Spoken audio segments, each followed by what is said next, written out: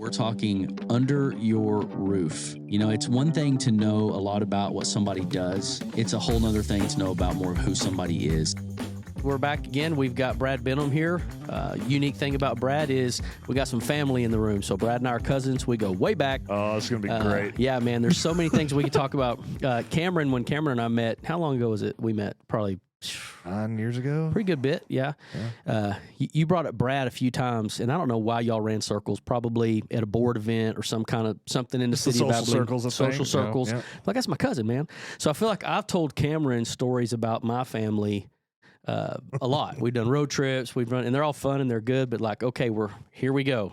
Now we're really getting closer. And so anyway, but I don't know where you're watching this from or what's going on in your world, but the point of this show is that we like to call it Under Your Roof. We're getting underneath people's less of what they do, more of who they are. And so we think like you're most of who you are inside your house. And Brad's had a few houses. He's lived in different towns. He's been in different states. He's got quite a bit to talk about. So just tell us a little bit about like your life.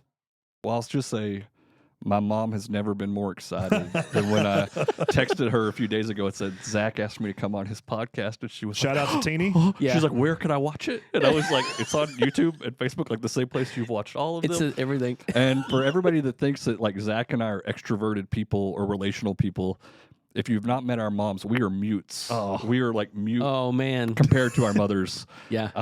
I bet my mom talks to herself. Oh, if no one else is there to talk to you. I remember just times where my mom would just disappear for an hour because she was on the phone with your mom when they didn't live in town. Yeah. And just the talk. And so I think a shout out to Teeny, a shout out to Aunt Linda. Love y'all. They walk? They walk. Every few days They talk a week. more than they walk. I would guarantee it. Yeah. I love you, Mom. I didn't mean that bad. I mean it as if a you compliment. talk to yourself, This it's is great okay. already. We're not even 60 seconds into I this talk to myself. I got that from my mom. I didn't get that from my dad. No, I mean it as a compliment. And and our dads are similar in their personalities. Like they are just like quiet, loving, supportive. Like, hey, what do you need to do? But also like if they never left the house. If they would never leave the house if it wasn't for their wives taking them. Oh, that's a guarantee. Yeah, my dad's he's cool. He's great. He's like, why do we own this house so we can live in it? Like, why do we need to go anywhere else? And so, but it's great. I was born in Abilene, grew up here. Zach was my closest cousin by age on both sides of my family.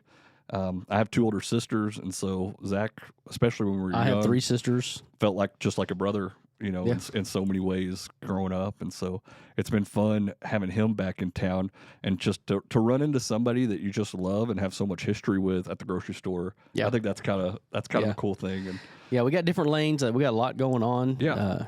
It's fun with family. You pick up and you see each other at the reunion or like sitting right here and we haven't hung out in months or a long time, but you just, bam. Yeah. Right back where you left off. And it's kind of how that goes. I would love to come to a family reunion of y'all. I don't know. I invited you last year and you didn't show up. What's Christmas? I don't think I was ready for that, dude. You're not. Can you play 42 in dominoes? No. Okay, then we'll send you like a tutorial course. Yeah. I don't play 42 though. I just watch. Know how, though. I linger. You know how. I just don't like it like they do. Oh, I don't know. They play. It's serious though. They roll the bones, bro. Yeah. Our grandparents, our grandmother passed away when I was 5, and Zach was 7, but they used to throw like 42 parties, and they would have all their neighbors. They would shut down the street sometime, and they would just have tables for 42.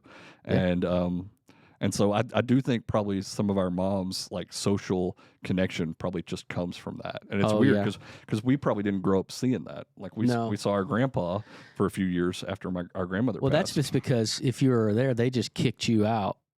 And y'all went as kids and figured out life, and they played 42. Yes. And that was it. Kind of like when we went on a road trip with our grandpa, we drove all the way to Memphis, went to Tennessee. Yeah. Our uncle was living out in Tennessee.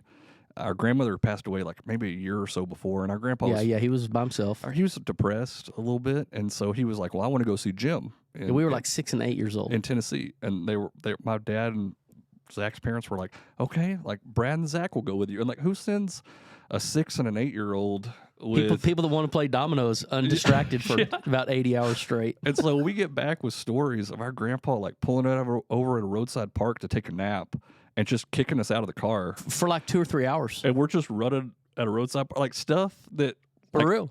Stuff that no parent would do today. Not in a million years. That our parents would not have done back then. I remember going to a hotel on that trip, and he got sick, and all I remember was a sliding glass door, and he shut the door. It'd be like being at the MCM Elegante where there was like an indoor kind of area, and he said, y'all just get away. And we just stayed outside of the room all night. I remember we were in the hot tub, and it said like, no kids under 12 years old in here without parents or whatever. And we were like, hey, if we get in trouble, we'll just say we can't read. And we'll say we didn't know. Better to ask for forgiveness and not permission. Like, so we're like conniving and coming up rather than say like our grandpa kicked us out of the hotel. Yeah, when I send my kids with my their grandparents, my mom and dad now, to things, I'm like overbearing. Oh, 100%. I mean, I'm way overbearing, but it's like, why wouldn't I be? Yes. You know what I mean? Like, Grandpa kicked us out of the car at the roadside park. What will y'all do? Yeah. And in our parents' defense, they did not know that was. No, they didn't know that. And so when we got back and told stories, and so basically for the last 35 years, anytime we've had a chance to bring it up to our parents, we'll say it and say, well, y'all almost killed us. You sent us out it's a roast. On a road trip. Yeah. But yeah, that was a real thing. But it was, for me, we grew up in Hawley. And we kind of lived on what you call the Cagle Hills, a little road with like 4 houses. My grandparents lived in one, my aunt and uncle the other, us, and then like a family friend. And my aunt and uncle on the other side actually moved in too, close by. But when we got to come to Aunt Teeny's house, I remember you telling me about this. I mean, Brad had a Nintendo and like 35 games. I had Duck Hunt and Mario. And it was like getting to go into the future.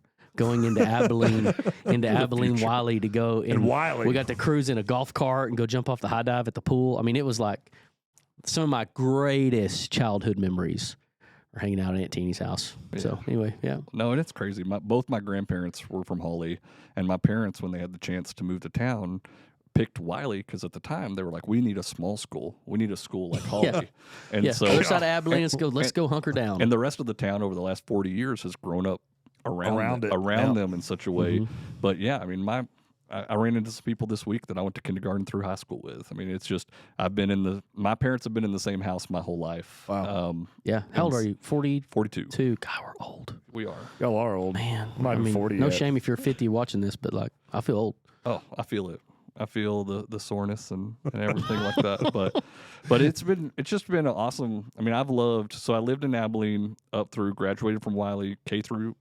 It grew a lot even in those years. Played some hoops, played basketball. I was not very good. I'd get in my own head about it, I probably was better, but I was like the kid that like once he messed up, he spent the whole rest of the time worried about the mistake he made. Yeah. Rather than shaking it off. I think a lot of people watching that can relate to that. We're usually our own critic, but the worst critic. It was crazy. When I played intramurals and stuff in college, like when you didn't have a coach, I actually was so much better because I was so much more just relaxed. Dominated. I was like, I played at a lawyer game in California. I'll get to work California, but I don't know why. I was just out of my mind. I made like 7 3-pointers in a row.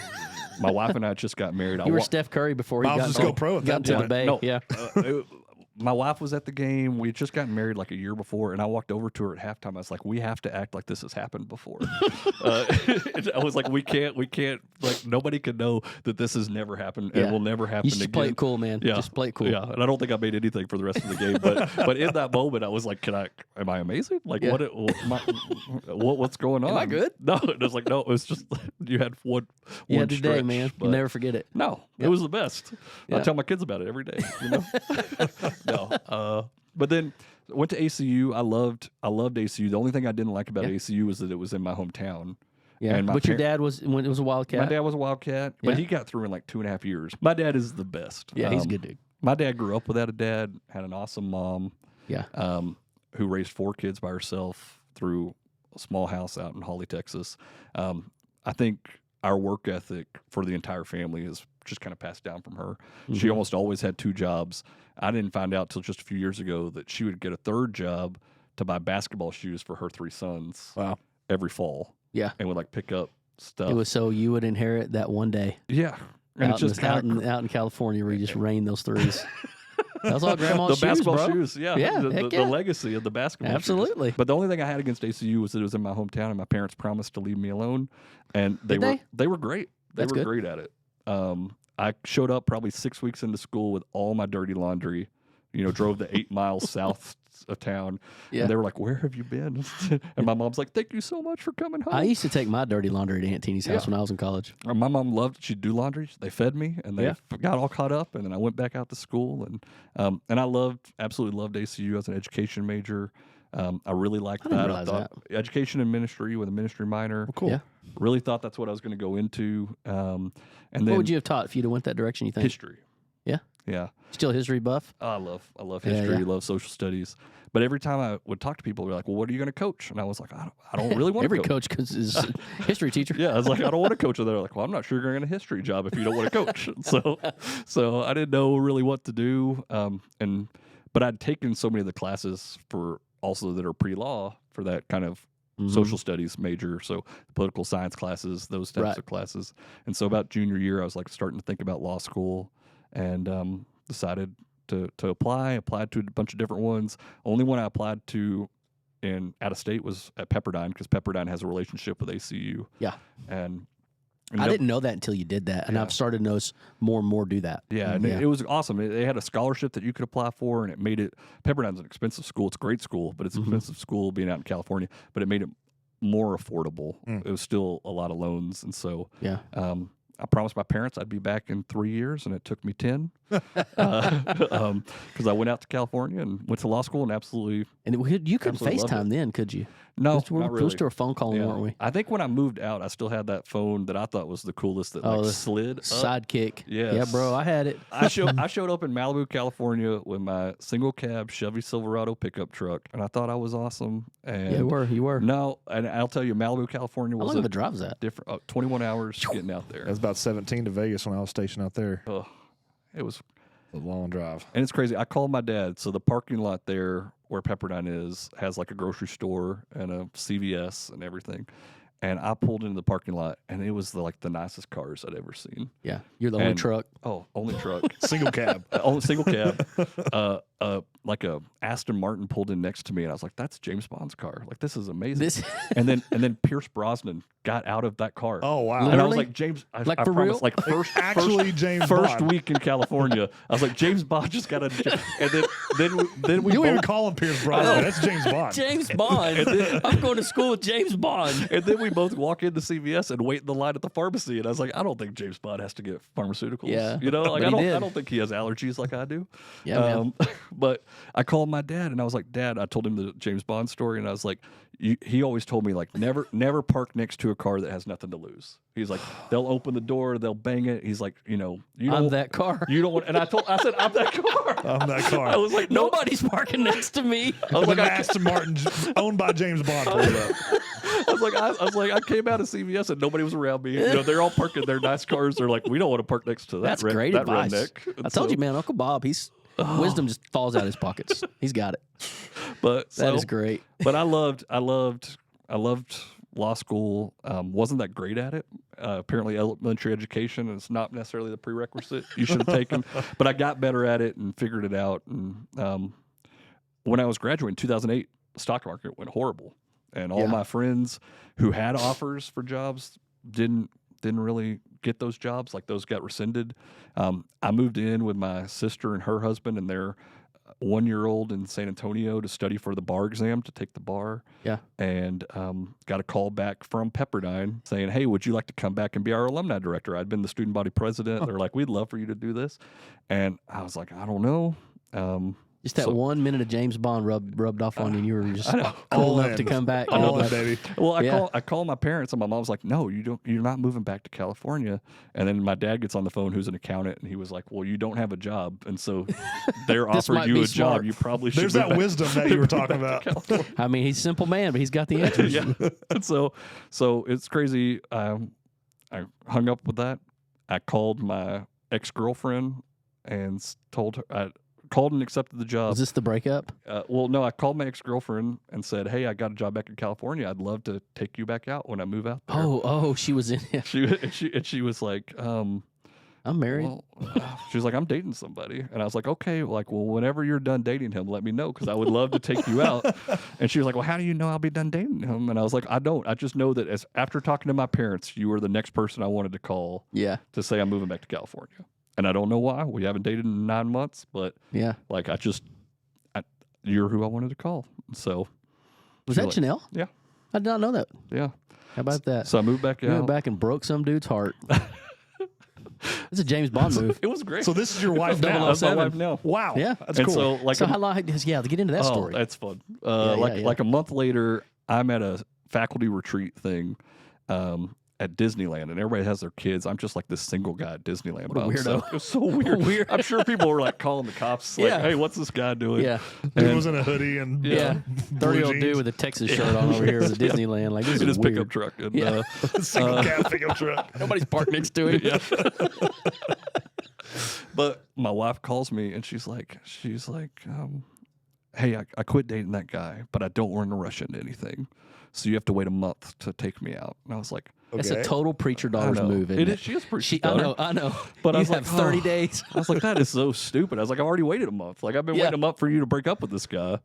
And so I was like, fine. I was like, this is really stupid. And I could take you to the spot in downtown Disney outside like the House of Blues where I was just sitting there like by myself next to this fountain having this phone call with my future wife. And so that night I bought tickets to a concert of a band I knew we both really would like that was like 6 weeks later. And almost every day for that month, we texted and talked and everything, but I never told her about the concert.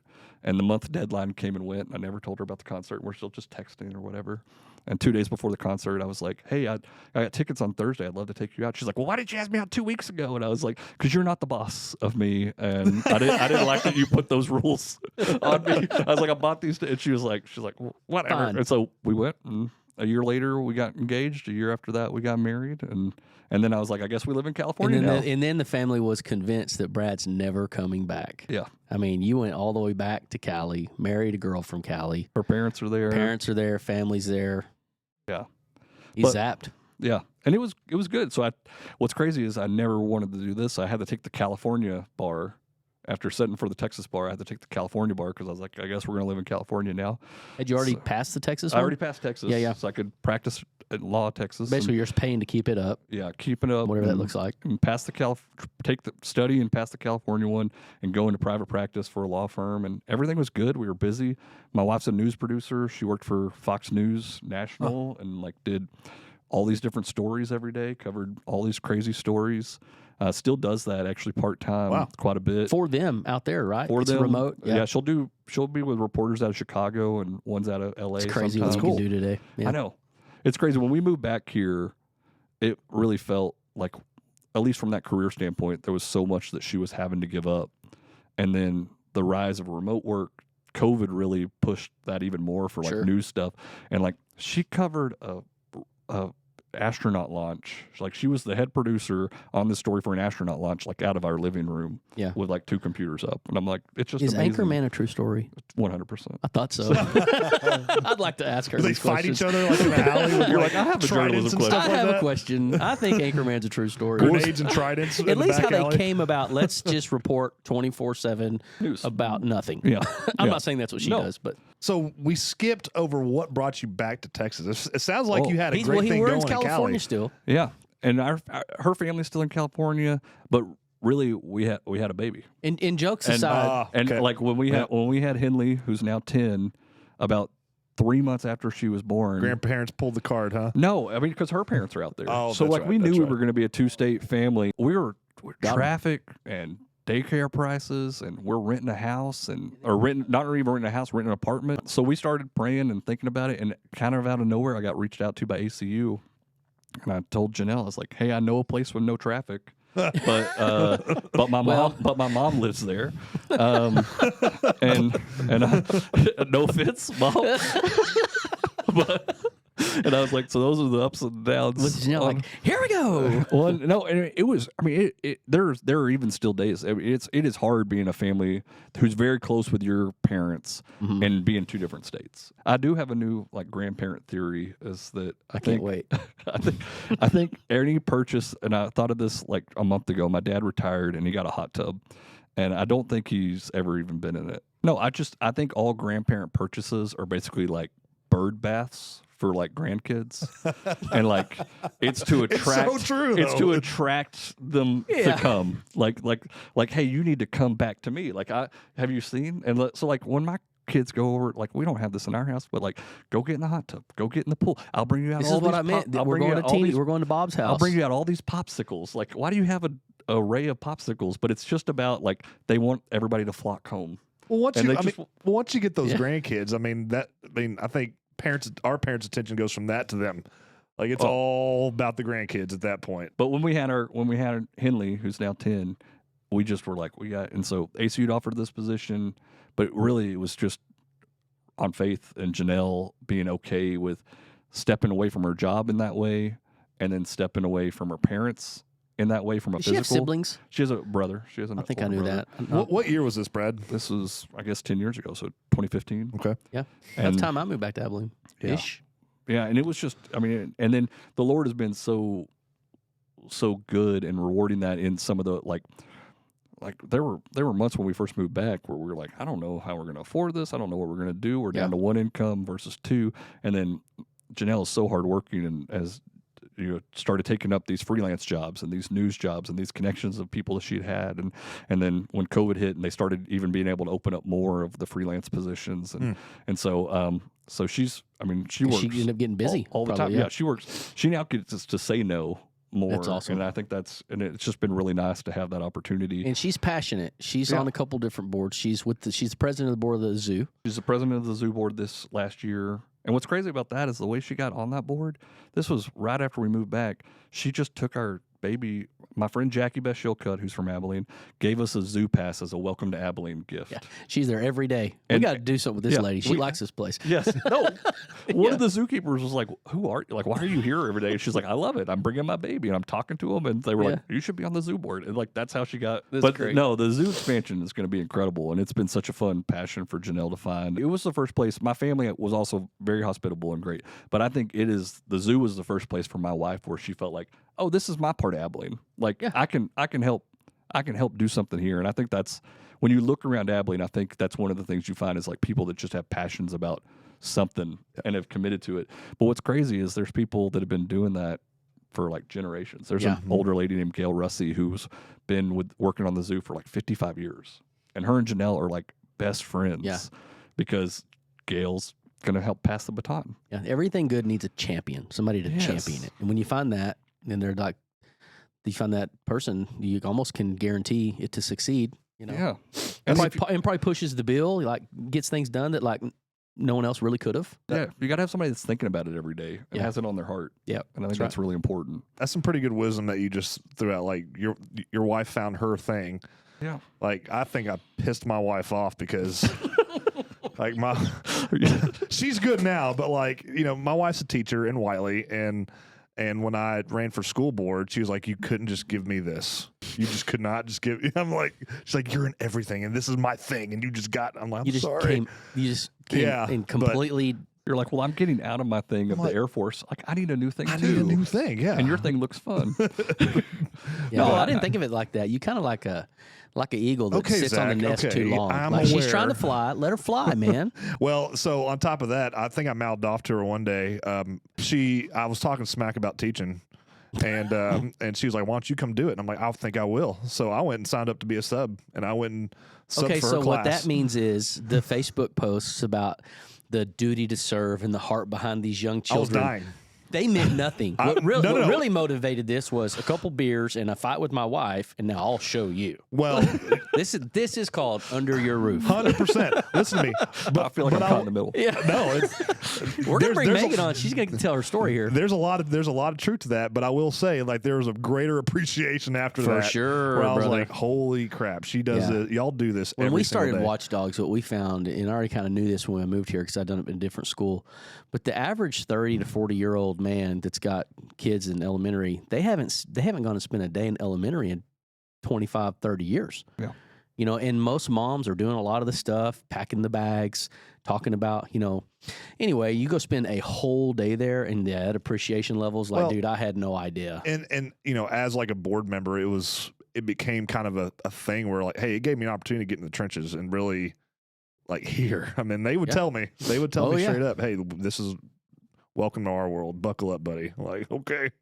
But anyways, it's funny you say that. I wish I would have maybe thought about that a few years ago, but it's good now. We're fine. I think you can have lots of things. I think there's lots of people that are involved in so many different things, or too many things, or sometimes you can get on Cameron. Here we go. Not on Cameron, but I'm just saying. No, I mean, it's okay. Y'all had Samantha, this is free. This Samantha is free Baker space here, and like Samantha's involved in so many things. Yeah. And I'm involved in a lot of different things, and so it's just important to make sure you're not stretching yourself too thin, that you're losing sight of where you can make the biggest impact, that you're getting in the way of the time with your family. And that's what I think my wife loves the most about the zoo is she's working for the zoo, but she's working for our kids. Like, she wants to build something for our kids. Sure. And if that helps other people's kids, that's great. Yeah, it's a win-win. If that helps the community and brings visitors to town, that's great.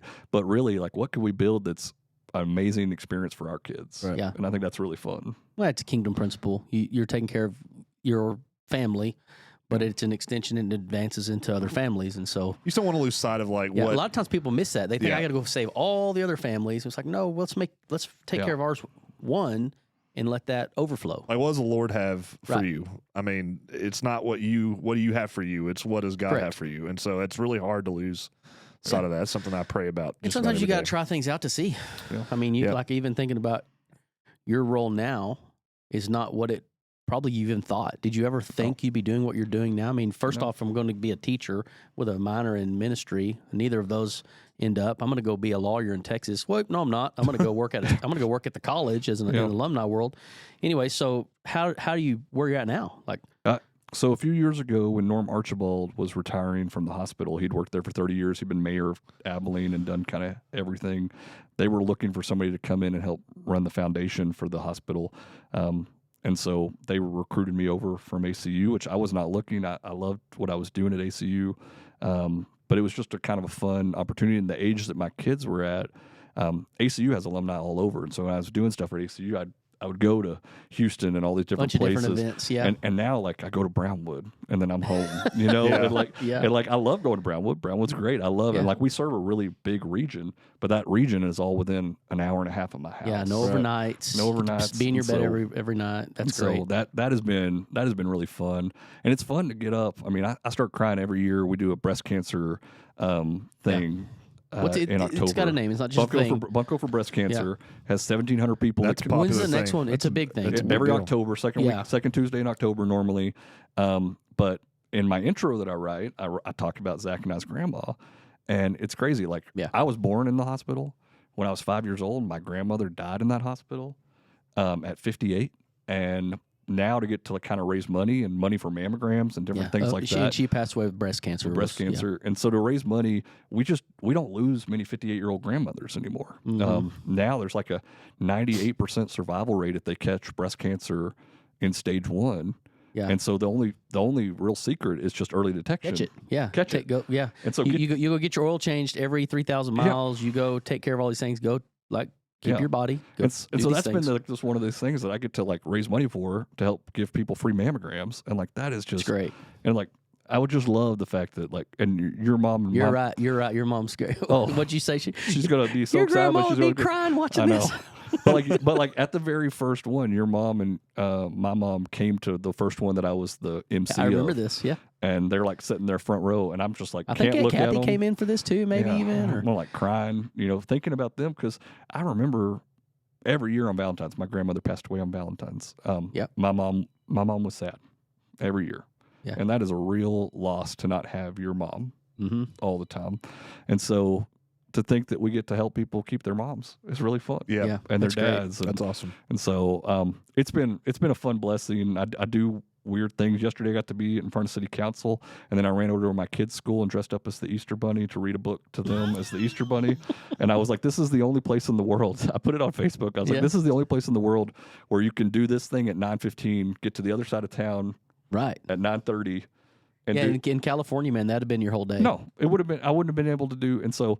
And it was funny because I as soon as I got done at city council, I just walked straight out, and I sent them all an email afterwards, and I'm like, I'm really sorry, I did not mean to just leave in the meeting, but I had to go read as the Easter Bunny, and here's a picture attached just in case. They loved it. Yeah. And Kyle McAllister was like, well, next time you have to come as the Easter Bunny. If you want to and present, give a serious testimony, like 3-minute. Listen up. Hey, he's up to something. That might not be a bad idea. And I was like, nope, I don't know if I can agree to that. But it's just there are so many fun opportunities in the big country of that where you get to, and I've seen that with the airmen, where the first school program after COVID, when there was like stuff. Our oldest daughter was in first grade, and there was probably 400 parents there to watch this first grade school program that was not any good.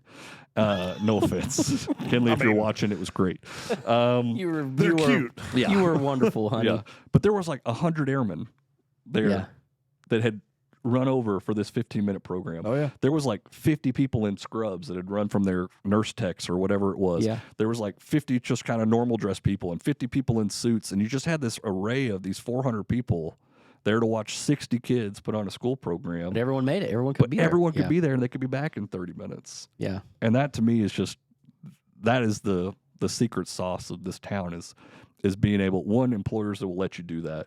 Yep. And then two, how quickly you can get there and back and be able to be there, because it's important. You see all those videos of the kids looking up and they look nervous, and then they see their parent and they just like light up. And like, I think I've heard you say, love is spelled TIME, and that's one of the things, is showing up for your kids. Yeah, I think it's a real big thing.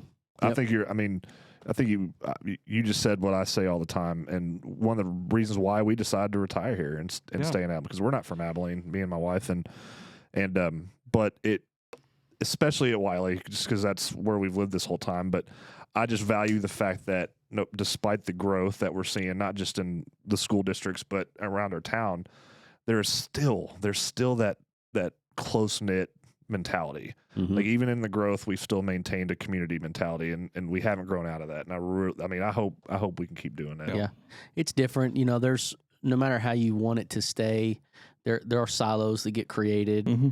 And that could be on a bunch of different things, where you go to church, where you work, kind of what you're into. But I do see a lot of blend over. I get connected to different things, and it's fun to run into that. Because it's easy in today's world to, like, say, use social media, for example, to kind of know a little bit about a whole lot of things. But in a town like this, and that's anywhere you live, but in a town like this, that still stands true. But then because you, out of proximity, run into people, you actually can actually connect a little beyond just the surface of that. Yeah. One of my family's good friends, Clinton Pickens, he was a comedian. Yeah. He's moved back to town. Oh, yeah. A good guy. He lived in California at the same time as me. And one time I was walking through the grocery store and like ran into him, and it blew my mind that I had not run into anybody in like 7 years that I knew just randomly like that. Mm-hmm. And somebody I had such long history with. And here, anytime you go to the grocery store. Every time you go anywhere. Every time you go to the grocery. So, or sit at a restaurant. And I think that's great as a place, as you're looking, no matter what school you go to, your kids go to school, is having a community of people that are also looking out for your kids. Yeah, we had Mike and Julie Breckenridge on here a little while back, talking about their daughter's snow ski accident. And ended up landing there. Just the beauty of the community of Abilene. They've got a real close-knit community, and probably in some ways didn't realize how close it was until, they had to go through some tragedy, and then all of a sudden, wham, every direction they looked, just overflow of support, help. Yeah. And that's awesome to see. Yeah, I think that's when I was at ACU, I was the youth minister out at Albany Church of Christ, which was like 75 people. If you showed up on Sunday, you were going to have a role in the service, because that's like everybody needed to be part of it. Hey, we went visiting a church one time in East Texas, and Rachel and I sit down, and we had to been the first visitors in 5 years. A long time. And these people, they just come over here and meet this and come sit. We're like, okay, here we go. And we sit down. During the announcements, the preacher comes over to us and asks me, can you sing? I swear to you, in the announcements. And he gets up, like, no, not at all. And he gets up and Rachel looks at me and she goes, let's get out of here. And we bailed before the service started. Like, they hadn't even start, and they were already like, it was crazy. Oh, my dad, one of the pearls my dad would drop, he used to always say, you always got to have a sermon in your pocket. He's like, because you never know. Like, somebody could fall over, and you got to get up and do the sermon. You got to be ready to be ready to go. Next man up. Yeah, but I remember a church meeting we had, and there was an older couple who were raising their grandson through some tragic circumstances, raising their grandson. And there were these old ladies, and they were like, these kids running around, they're going to knock me over. I'm going to hurt myself. And the lady who's raising her grandson said, well, if it's so-and-so, you just grab him and give him a swat. She's like, y'all all know him, and y'all know how he should be acting. And like, if we're in this together, and we got to do it together. And I just remember being like, I was a 21-year-old kid, watching this, and I just were like, this is community. Like I'm not saying we should go around swatting each other's kids, but the idea of, and my dad said that before too. Like his dad wasn't in the picture. That's where he got it. I've had a swat from Uncle Bob. Yeah, well, we got our butt whooped one time by Uncle Bob. Remember that? Yes, I do. I'll never forget it. but like my dad said, he had uncles and other people in Hawley that like if he messed up, bam. He got in trouble 7 times before he got home, and his mom found out about it, And so I think that is just the chance to look out for each other, have each other's back, because it is too busy and it is too stretched. And so if you don't have that kind of background and community, I don't know how you get by. And where do you guys go to church? We go to Highland. Highland, yep. Yeah. Great place. They got. We've absolutely loved it. Tons of life group world there, and plus, you're from here, so you've reconnected to friends. But I'm sure you got friends that are new you didn't know growing up. I mean, Abilene's growing, and that was part of it. My parents go to Southern Hills, and part of us choosing a church was to find our own spot, and to kind of create new friendships and new things, and I think that's been a great thing for us. And we probably both are more used to going to smaller churches just from the way we grew up, and me doing the stuff in Albany. But it's just. It's a little bigger, and What'd it's you really do in great Albany? for our kids. I was the youth pastor. Oh, we got an Albany line in the house over here. Are you really? Molly Lee's Albany line blood. You were talking about how excited our moms get about Hawley Bearcat football, even though it's been 50 years or whatever. But Albany, that don't matter. Yeah, my brother-in-law played at Albany, and he'll tell you about it. He's like, I was the workhorse. I was all state both ways, and I was like, well, I don't want to get off this without saying that one of my best memories of Zach, apart from all our growing up, was when he came back here to college in McMurray. He helped me get a job at the Cotton Patch. We did. We were servers at the Cotton Patch. We waited tables at the Cotton Patch. It was several McMurray football players. What? Like 6 or 7 I know of so us. many people who worked at that dang Cotton Patch. Nobody did like nobody we did. like it. We ran. Nobody did it like we did. We ran the show. That was back when chicken and dumplings was not. It was a special. You couldn't get it any day. Yeah, and so when was it? Sundays, I think. Yeah, and I had a couple. Cotton Patch wasn't a chain. Oh, I think we did. I was there for like a good year. Yeah, maybe longer. Oh yeah. We did this for. There's a local realtor in town, Peggy Manning. She's the best. I absolutely love her. Her and her husband would come in and get chicken and dumplings every time. And I stopped them one day at the door, and I was like, Peggy, they don't have it. Like, we're out. We ran out. There was a football team that came through, and they're like, well, I guess we'll try something new. And so they come in and sit down, and then while I'm in the back getting their rolls, a table of 15 gets seated. Yeah, and it's a big burly guy. And when I come out, he's like, we all want waters and we all want chicken and dumplings. And I'm like, oh. And I hear them giggling. And these 2 people had told this table, y'all should order chicken and dumplings. It'll make them really uncomfortable. They were trying to see if you were telling the truth. Yeah. Yeah. They were. Spies. But Zach and Aaron Roan, the coach of Cooper. Yeah. Roan was there. JT Ash was there. Yeah. We had so Zach many. Oldham was there. We had a whole crew. Andy was there. I forgot Andy was there. Andy was there. Worked at the Cotton Patch. It was good times. My friend Mark McMillan was there. He got fired. He only made it 2 weeks. I can drama going on at the Cotton Patch. Cotton Patch pride, dude. Cotton Patch. It was, but I mean, it was so funny because we had been friends or we had been cousins growing up. Yeah, and then all of a sudden we were, college buddies together. We were servers. We were Cotton Patch servers. I'll tell you a story once you cut the camera about the Cotton Patch. I can't let you go, Brad, because without asking you this real quick, and this is more of a philosophical, maybe scripted question, more or less. But I like to ask this question really with a lot of our guests. Is I love your social media posts. They're fun. They're full of wisdom and just it all goes back to God. And I know that's really important in you and your family's life. Just share with us just some some wisdom and some knowledge and just maybe some advice that you've kind of hung on to. Yeah, maybe something hard that you've had to deal with, like a struggle or something y'all have overcome together. Something you either share with your kids or something you would share, with donors. Just something that has kind of stayed with you in your life that you can look back on, whether that's scripturally, whether that's just something you learned in life. What's something that you can think of right off the bat that you could share? Oof. I think kind of the core of it being family. I've heard y'all on some of your other podcasts talking about the role of family and community. even in the Father, Son, and Holy Spirit as a community.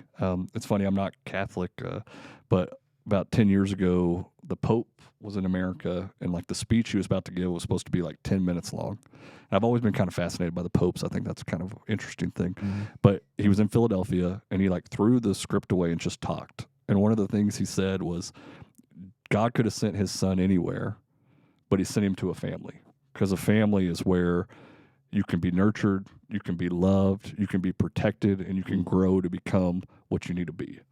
And if God trusted his own son with a family, what are we doing to protect and build families? And I just remember, and he was saying this in Argentinian, and it was being translated, and you just kind of felt like this whole crowd of being like, oh, and like, and I think Henley had just been born, and I just remember like being just so humbled by that, of God trusting me with this baby, and us with this baby, and what are we doing to help her grow?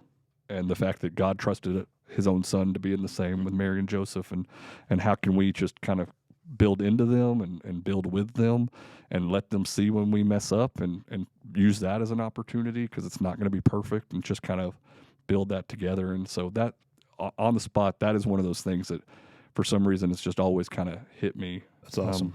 Our daughter's a fourth grader. And so I took her lunch this last week, because I'm like, I'm not sure when she gets to middle school next year if she'll want me to sit with her at lunch. Oh, yeah. Oh, yeah. Like, I can assure you those days are coming. Yeah. And I was like, so I think I may only have 6 more weeks with this kid where she wants me to sit with her at lunch. Yep.